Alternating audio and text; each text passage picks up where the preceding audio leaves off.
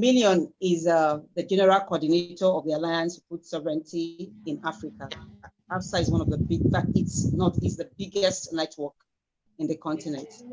If you are a network and you're not in AFSA in Africa, then you're not, in fact, you're not really working on food, because this is like a collection, an assembly, a gathering of who is who on the food system. And AFSA has been doing a lot. And the person who stays the affairs of this great network is my brother and comrade Million. Like I said, he's the coordinator of this great alliance. He has been working for over 2 decades on intergenerational learning of biocultural diversity. Permit me to use this big word, he's also a doctor, you know, an academic doctor. He has gone to school, he has learned, he has been in the farm. So both ways, when most people say we are not learned, I mean, we have people who have gone to this at the height of it. He's also advocates for the rights of local communities to seed and food sovereignty and forest issues. Million is the founder and director of an organization called Melka, based in Ethiopia, an indigenous NGO working on issues of agroecology, intergenerational learning, advocacy, and livelihood improvement of indigenous people. His main interest is now in advocacy on food sovereignty, learning among generations, knowledge dialogues, and the use of participatory mapping for social learning, identity building, and mobilization of memory for resilience. He's going to talk to us today on the agriculture that works, the way forward for our food sovereignty and climate in the post-COVID-19 era. Million is also a member of the Agroecology Food. I mean, this is a group of experts that come together to write researches, speak on very urgent issues affecting our world. He's highly connected, very humble, you will not know, but he's a great comrade, one who has stood his grounds against corporations. And, you know, in this era where people switch camp, Million has been on this camp for a long time. And by the grace of God, we believe he will still be on this our camp. What is AFSA? AFSA is it's a network of networks. It's the biggest civil society organization in Africa. Our members work in 50 of the 55 African countries. Basically, we've started AFSA 10 years ago to create a single and loud voice in Africa, because most of the time, due to the influence of external actors, our voice was fragmented, our voice was dispersed. So we want to bring our voice and speak on issues that matter to us. Currently, the issue that matters to us is transition to agroecology. That's a single and most important agenda for AFSA. And we are trying to bring this change in 4 main ways. One is AFSA does research, as I will show you later on. We do research. We do case study based research. And we do also participate in a bigger level research. Based on the research and based on the data that we have, we do also do advocacy. Advocacy is our main work. And on top of that, we do education, public education, based on the data that we have. And most of all, since agroecology is also, as we shall see later on, a social movement, we mobilize the base. So mobilization of the base is also one of the work of AFSA. I've been told that I can share, but yeah, I'm having a problem. Anyway, so what is the origin of COVID? I think the origin of COVID, as Nemo has put very well, is basically industrial agriculture. Industrial agriculture, this is because of 2 reasons. One is incursion to natural habitats. You know, industrial agriculture, to get more farming areas, we have to go to more natural habitats, because of that we go into new areas, going into new forests and new landscapes. What's the cause of HIV/AIDS? What's the cause of Ebola? What's the cause of West Nile virus? What's the cause of SARS? what's the cause of flowers, what's the cause of Lyme disease. And it will continue being the cause of the future pandemics. So this unlimited growth in terms of increasing our agricultural land is one of the cause of COVID.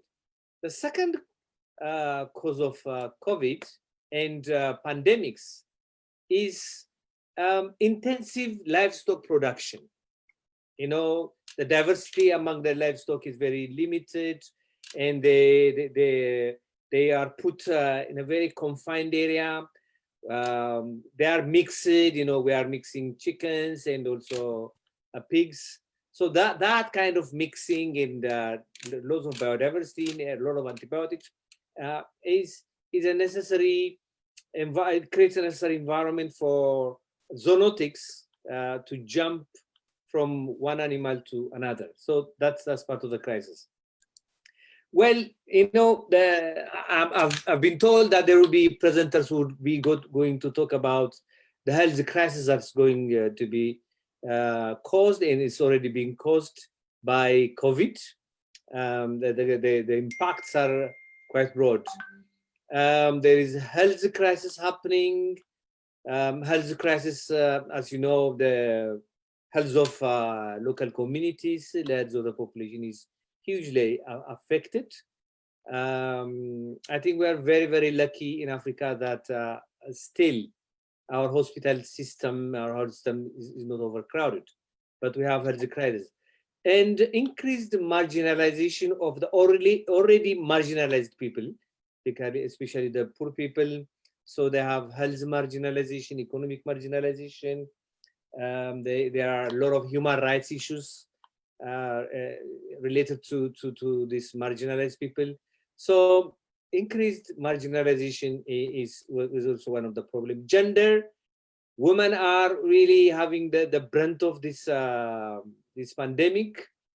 The small markets, more small market in African markets are, have a lot of women, and women are participating in these markets.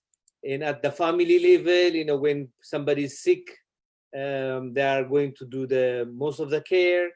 That's part of the problem. And also there are, there's a lot of reports that they are abused hugely, during the lockdowns. They are abused by the family, by their husbands.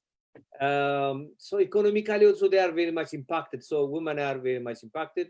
And you all know the impact on the economy. The economy is in a crisis in every country, west, north, and south. And also because of that, other people are using this opportunity to push industrial agriculture. For example, some farmers cannot buy their seeds. Once they are hooked to hybrid seeds, because of the lockdowns, they cannot do seeds. So bad seeds are coming to their farm. So a lot of challenges. But as I said, I will be focusing on the way forward.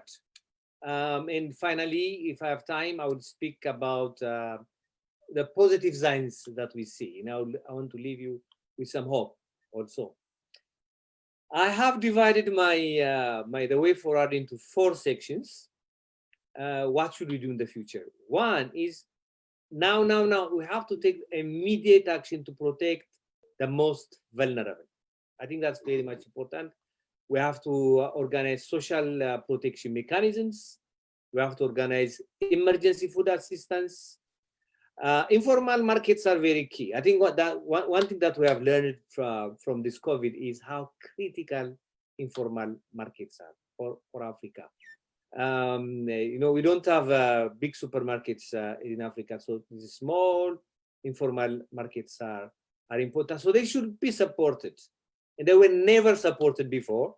But in the future, I think we should focus on informal markets, and we have to protect the weak and the marginalized. People, older people, sick people, children. All these people should be protected. And we have to really share the burden of women ASAP. That's very, very much important. And we have to also recognize that they are being abused, and we have to do whatever we can to really ameliorate this abuse. If you could look at this photo, this shows, oh my God, there is no figure. I think the question here is, who has the best dietary system? Who has the best diets? The red that the color are, then it's very bad diet. The greener the color is a very good diet. You see, in terms of diet diversity and the healthiness of the diet. As you can see easily, Africa is the healthiest nation and the healthiest continent in the world. The healthiest continent. You see the Americans in most of the Latin American countries, and in Asia, it's red. It's very bad.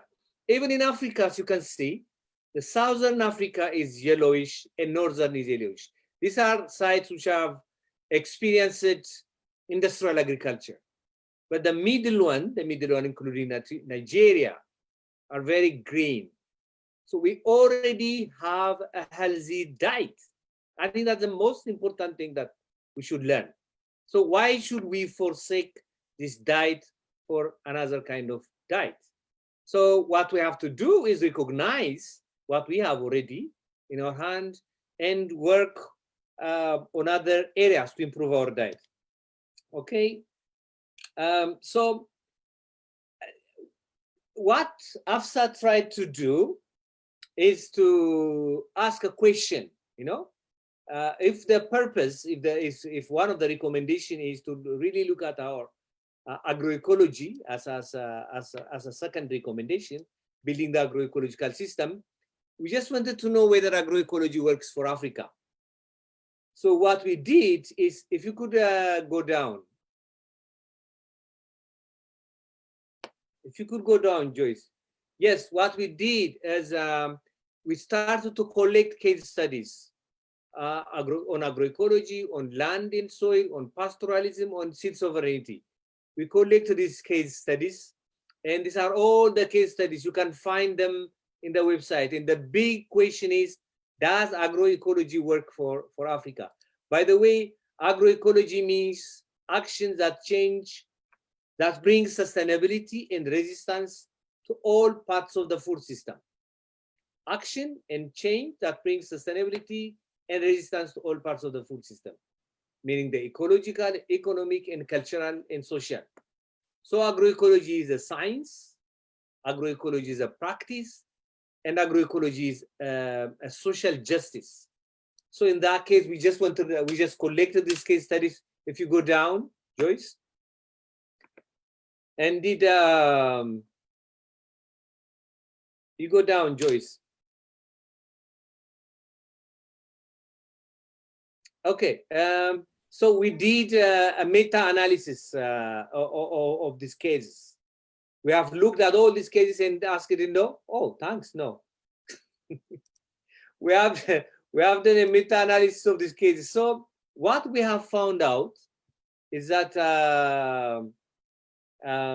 agroecology increases productivity. Yes, agroecology increases productivity.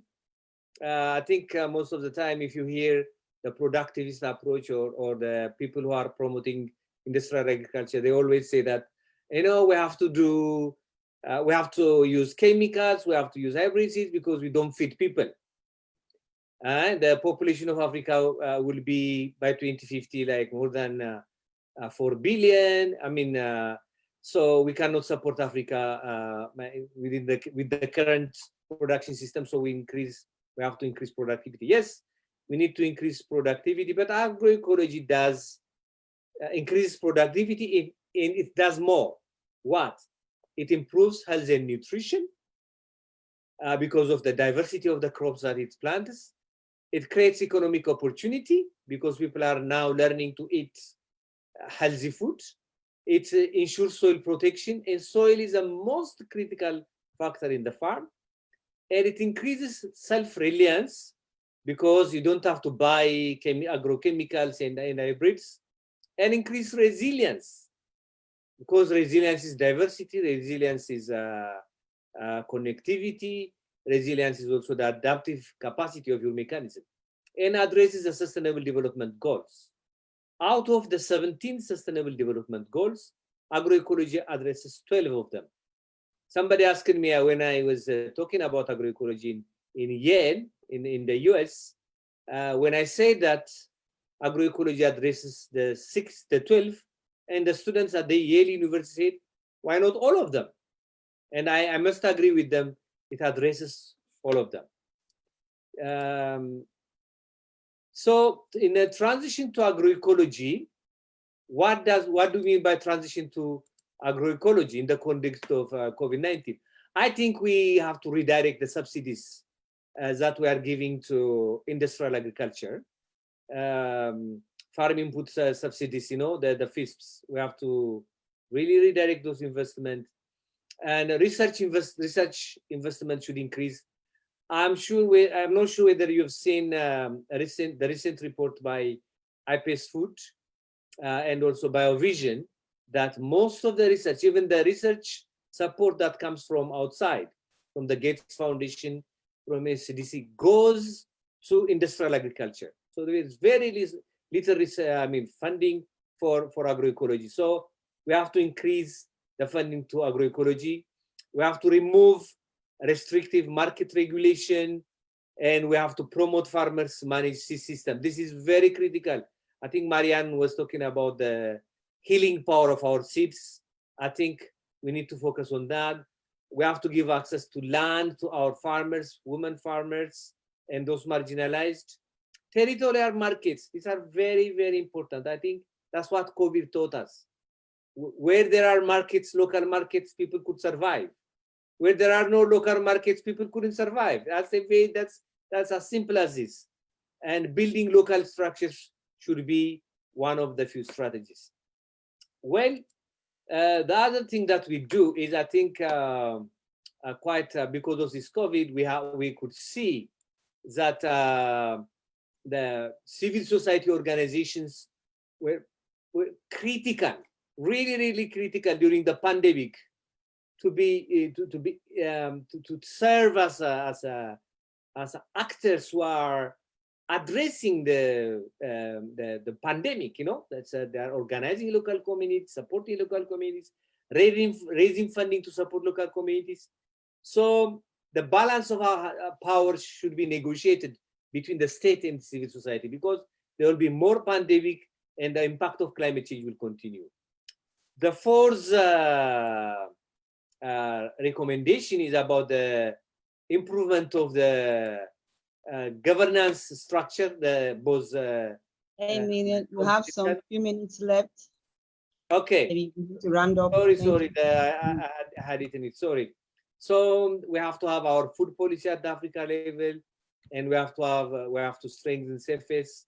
And in 2021 there is a summit, and we need to organize ourselves. I think AFSA is getting involved in that, and we would ensure that. Let me leave you with some positive news. I think agroecology is winning. Food sovereignty idea concept is winning. They are all the signs.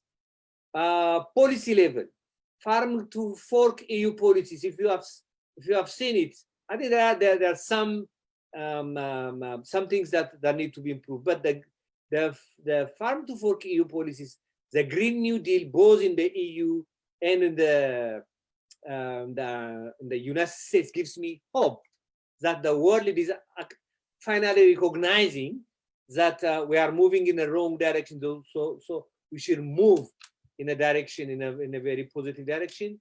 In terms of agriculture, everybody is talking about agroecology now. And more research is happening on agroecology, and more data is coming out on agroecology. Social movements all over the world are getting strong. Climate campaigners and under the Greta effect, more clarity on climate and food system linkage, and more actors like Alliance for Food Sovereignty in Africa, the Global Alliance for the Future of Food, Barilla Center for Food and Nutrition.